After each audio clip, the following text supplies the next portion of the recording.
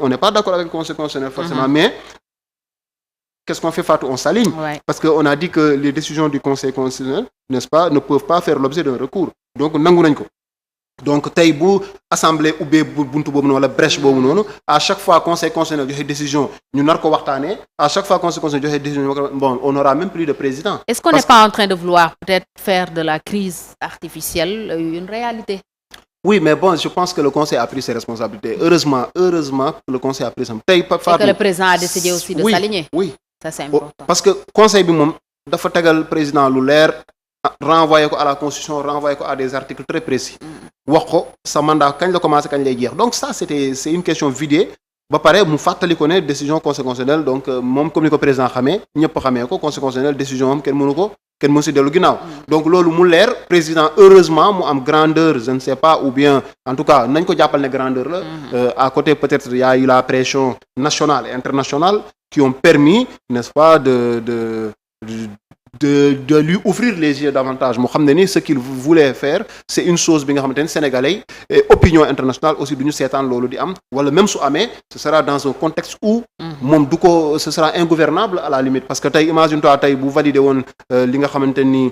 mu bañ a valider li conseil constitutionnel wax bañ ci ànd donc peut-être Fatou on serait parti jusqu'au 15 décembre peut-être que c'est des manifestations c'est des grèves c'est des marches c'est voilà quoi c'est des mouvements d'humeur c'est des contestations jusque-là est-ce qu'on peut pendant un an être dans cette dynamique là bi nga xamante ni chaque jour ñu ngi ci mbedd mi chaque jour ñu ngi grève chaque jour université baa ngi tëj heureusement ils ont réouvert je pense qu'ils vont réouvrir l'université Cheikh Anta Diop et on s'en félicite chaque jour n'est-ce pas étudiants yaa ngi au front etc. Fatou jusqu'à quand un état peut tenir comme ça pendant une année day doon li nga xamante ni c'est invivable et insoutenable donc sur le plan international les investisseurs tuent un pays instable on sait pas quand est-ce que ça va verser dans le chaos parce que voilà quoi bon boo gisee essence gis almet bon Fatou ñaar ñi war ñu daje bu ñu dajee mooy peut-être y a une explosion ou quelque chose va se produire donc de préférence sorir almet ak essence peut-être moo gën a dal xel donc pour schématiser un peu donc tey loolu li président jël comme décision nangu li nga xamante ne te il aurait peut-être que c'est une mieux vaut tard que jamais mais il n'aurait pas dû en arriver là parce que tey bu respectons le calendrier électoral. Je pense que Fatou aujourd'hui on serait en train de dire dimanche prochain c'est-à-dire tey dans 6 jours donc dañuy dem ci urne yi fal ki nga xamante ni mooy sunu président mais malheureusement bon président sortant jël na décision bi nga xamante ni anticonstitutionnelle une décision bi nga xamante ni sénégalais amul kenn ku ci ànd décision bi nga xamante ni aussi amul benn concertation parce que il y a pas eu de concertation avec les acteurs politiques concertation wax mooy avec vraiment les têtes de file voilà les présidents d'institution ñi nga xamante ni 90% moo leen fal directement wala bu leen faru indirectement moom moo ne falal leen ma diw donc du coup on s'en souvient donc l'Assemblée nationale il a demandé à ce qu'on mette là-bas Amadou Mame Diop et ça a été fait donc yeneen i pexe tamit au niveau du Haut Conseil des collectivités territoriales au niveau du Conseil économique social et environnemental mais Fatou bu ñu xoolee foofu yëpp président baatam moo fay dem wala aussi signature am dem fa donc mooy tax ki nga xamante ne mu fay toog mu toog fa donc vraiment day doon li nga xamante ni dañ koy rafetlu et que vraiment les députés qu'ils revoient leurs notes quand même ñu xoolaat un peu leur copie ñu xamante ni vraiment lii amul lu ko jar quoi Sénégal moo nekk ci kaw Sénégal mooy intérêt. Est-ce que du symptôme fin de veille? Oui certainement gis nga même au niveau de l'Assemblée. Parce que peut-être buñ sañoon ñoom le président n'aurait pas respecté mais dinañ dem de Fatou je te dis président Macky Sall su puusoon ba pousse voir en tout cas les actes qu'il pose. Oui mais président Macky Sall su puusoon ba pousse mënul pousse au-delà d'un an. su puusoon ba pousse léegi ce que tu n'as pas fait en 12 ans qu'est-ce que tu peux faire en un an donc ou bien ils ont des choses je sais pas qu'ils traînent ou bien il y a des casseroles qui traînent yi nga xamante ne bëgguñu mais dans tous les cas la lumière se fera donc ñu xam ne ñu resté waat 1 an ñu resté 6 mois ñu resté 2 mois 3 mois c'est que l'essentiel est que il faudra en fait comme le président l'avait dit en 2019 que c'était une demande sociale n'est-ce pas en 2012 que c'était une demande sociale de poursuivre Karim Meïssa Wade donc on va en faire une demande sociale pour tous les autres aussi qui sont mouillés dans des scandales on sait pas leur responsabilité en tout cas ils ont la présomption d'innocence mais ils sont accusés et c'est des gens yi nga xamante ni on s'attend à ce qu'ils répondent qu'ils apportent des preuves n'est-ce pas pouvant les disculper n'est-ce pas de ce dont on les accuse aussi sénégalais xam ne ni bon ku sa der set ñu xam ne kii deram set na. ku laale sunu xaalis aussi wala sunu alal wala sunuy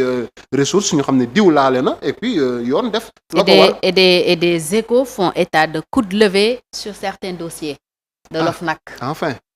enfin donc xam nga président moom macha allah dafa baax nag. mais subitement le président il est devenu voilà quoi il est devenu smart il est devenu. Il retrouve une certaine finesse. Celui qu'on a toujours voulu qu'il soit. Oui, c'est ça, malheureusement. On est en train de découvrir le Macky Sall dont on rêvait. N'est-ce pas? Malheureusement, bon, c'est qu'après le cauchemar, peut-être il nous a dit, il va nous servir une partie vraiment, une partie de la nuit, dessert là, n'est-ce pas? Donc vraiment, nous menons réaliser un rêve. Mais tel président Macky Sall, je pense que s'il est décrié sur son bilan immatériel, c'est parce qu'il n'a pas laissé la justice faire son travail pleinement. Donc Macky Sall ku ko topp si loolu nga koy toppee. Non seulement la justice ku ne justice wax liberté. Donc liberté, les libertés individuelles, les libertés collectives, le droit de marche, tout ça. Mais président Macky Sall daf ko salfaañe. ñu gis ne les droits de réunion président daf ko salfaañe. ñu gis ne vraiment la détention est devenue la règle, n'est-ce pas? Et la liberté est devenue l'exception. Malheureusement donc gis nañ ko fii maanaam. li ñu ko doon xaar président su ko def tey président par exemple s'il avait levé le coude plus tôt n'est-ce pas sur des dossiers yi nga xamante ni Nafi Ngom Keïta je pense elle qui disait qu'il y avait combien il y avait 19 rapports sur le Seynabou en a laissé au moins 70 donc vraiment je pense que 74 sëñ Bassirou moom c'est quelqu'un qui doit beaucoup travailler parce que bon moom tamit vraiment on ne l'entend plus d'ailleurs oui bon mais comme léegi xam nga yaatal nañu nag mën na mettre des gens en garde à vue quoi donc il y a une bon président signal na ko décret boobu donc c'est des modifications on est parfaitement d'accord parce que aussi OFNAC gis nañu OFNAC ne day convoquer ministre bi ne su ma wooy du ma ñëw on s'en souvient donc pour ne pas le nommer le ministre Mansour Faye il avait dit en son temps qu'il n'allait pas répondre à l'OFNAC maintenant s'il y a des possibilités de garde à vue des possibilités de poursuite en justice bon je pense que d'aucuns réfléchiraient à deux fois avant ñuy bañ ne du ñu dem wuyu ji ki nga xamante ni mooy OFNAC parce que OFNAC bu ñu ko dooleelu ça sert à rien parce que si on dit c'est pour voilà l'Office national de lutte contre la corruption etc et que ils ne sont pas en mesure de contraindre ñi nga xamante ni bëgg nañ leen déglu wala ñu xool seeni dossier ça sert à rien parce que dalay woo bu la neexee nga ne doo ñëw comme ni ko ministre ba waxee woon mais li am solo mooy ñu dooleel ko et que président mu ngi commencé teg coude bi c'est très bien mu ngi pacifier espace politique bi donc on voit des gens qui étaient en exil forcés qui sont revenus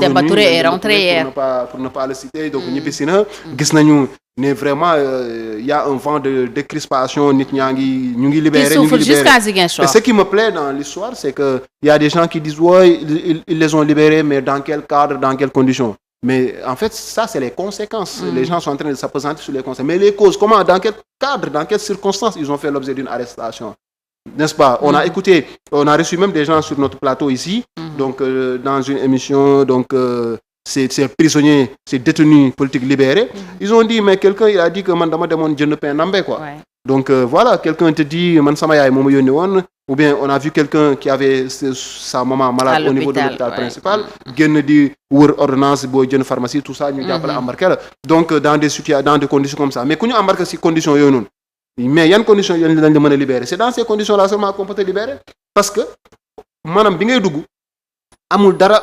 lu lal lu dëgër lu firnde n'est-ce pas que war nañ la dugal ci kaso bi mais booy génn tamit mais c'est des choses comme ça hein Fatou faut pas être surpris qu'on te dise qu'on a libéré tout le monde c'est fini après mais parce que jàppin bi la donc quand les gens aussi se plaignent pour dire non comment bon au moins balaa ñu leen di libérer war nañu mën a mais attends c'est parce que en les mettant en prison bon il y avait rien donc quand ils sortent il y a rien on apprend aussi que Sadir Top est rentré il était au Canada donc li ñuy wax ni dafay confirmer ni que voilà ñi dawoon ñu ngi dellu si waat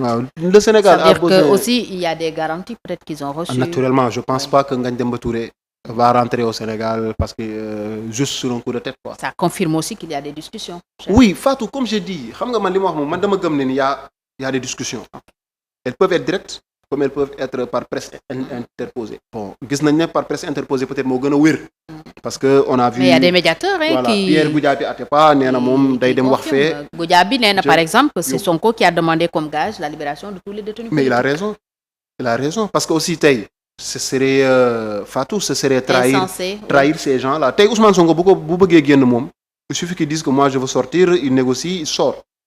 mais il peut sortir et laisser ses partisans en prison est-ce que loolu tamit jar na ko donc je me dis il faut les aurait trahis il faut pas qu'ils trahissent la cause parce que aussi ñooñu c'est vrai chacun est libre, n'est-ce pas, de ses faits et gestes. Mais majorité bi aussi c'est parce qu'il a tenu un discours bi nga xamante ni ils se sont retrouvés dans ce discours-là. Ils se sont dit nous en tant que patriotes nous allons nous battre, nous allons donner notre chair et notre sang et notre temps, sinon notre liberté, n'est-ce pas, à la cause bi nga xamante ni ñu ngi koy woo ñoom le projet. Donc les gens ont accepté, n'est-ce pas, de poser des actes par rapport à ces actes-là, ils ont fait l'objet d'une condamnation pour certains, d'autres ont fait l'objet d'une arrestation tout simplement, d'une détention. Donc je pense que c'est tout à fait normal de libérer ces gens-là, de faire libérer ces gens-là avant de discuter de quoi que ce soit. Moi je pense que c'est la première condition qu'il fallait mettre sur la table, et c'est une condition que je trouve bien, parce que tey gis nga aujourd'hui un peu les familles qui commencent à se reconstituer, Fatou. Tamit da ngay gis ne ndeysaan nit ñi bu ñu leen libéré, tu vois l'émotion qu'il y a autour. Tu vois des gens qui sont pas rentrés chez eux, qui étaient en prison depuis 9 mois, d'autres plus d'1 an. Mais Fatou tey nga génn gis sa njaboot, gis sa soxna, gis sa yaay, gis sa papa, ñeneen ñi sax seen waajur yi làqu nañu ba ñu nekkee dans les liens de la détention. Donc tey Fatou loolu man mënuma gis nit kuy ŋàññi loolu. Man gëmuma loolu, man dama gëm ne ni au contraire, parce que Fatou liberté la liberté c'est la chose bi nga xamante ni c'est une chose sacrée. tey yàlla mi nga xamante ni moo ñu sàkk sax daf ñu may liberté, Fatou. Donc y a des choses su la neexee nga julli, su la neexul doo julli donc voilà, après peut-être libre arbitre. Voilà, mënoon nañu bàyyi ne bu ngeen julliwul suba bu ngeen julliwul rek ngeen dee. Donc boo julliwul rek dans la minute qui suit bon mu jëlee la fi. En ce moment-là y a pas la liberté, le libre arbitre comme tu le dis il n'existe pas. Mais may na la nga xool nga ne heure julli jot na, man sama aqulaay taala damay julli wala du ma julli. Donc après maintenant tout ce que tu feras, peut-être les conséquences tu les verras plus tard. Mais au moins tu as cette liberté là. Léegi yàlla mi nga xamante ni mën nañu contraindre ñu may ñu mën a tànn. On ne va pas accepter quand même qu'un être humain comme nous, fait de sang et de chair, jékki-jékki mën a jël suñu liberté boobu confisquer ko au nom de quoi? Au nom d'un pouvoir qu'il tient, n'est-ce pas, grâce au peuple, di ko manipuler, di ko utiliser, n'est-ce pas, à sa convenance. Donc encore une fois day doon li nga xamante ni loolu dañ koy naqarlu, suñu gisee nit ñu naqarlu, n'est-ce pas, ñi nga xamante ni dañoo génn man